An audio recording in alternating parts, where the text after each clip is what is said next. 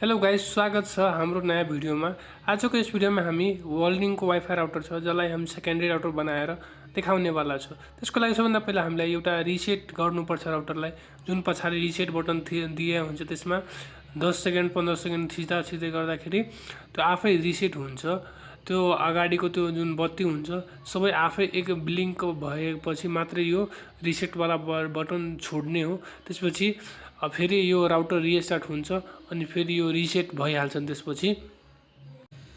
अनि यसको लागि हामीलाई एउटा LAN केबलको आवश्यकता पर्छ जुन मसँग छ, यो देख्न सक्नुहुन्छ।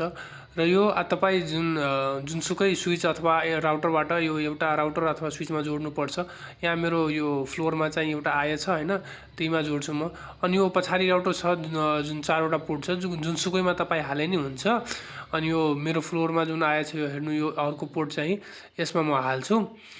अनि यो हालिसकेपछि तपाईले यो राउटरमा एउटा बत्ती बल्छ, हेर्नु बत्ती बलिरहेछ, तपाई देख्न सक्नुहुन्छ। यो बत्ती बलिसकेका छन् र यो राउटर नोकिया राउटर जुन छ अन हुनलाई 2-3 मिनेट लाग्छ।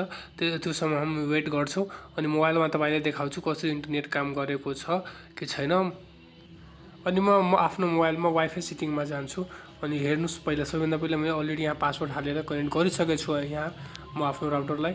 अनि म कुनै पनि जस्तै म युट्युब हेरेर खोलेर देखाइदिन्छु तपाईलाई। अतिको स्पिड चलिरहेछ, मेरो मोबाइलमा मज्जाले चलिरहेछ। यो लागि यति मात्रै, धन्यवाद।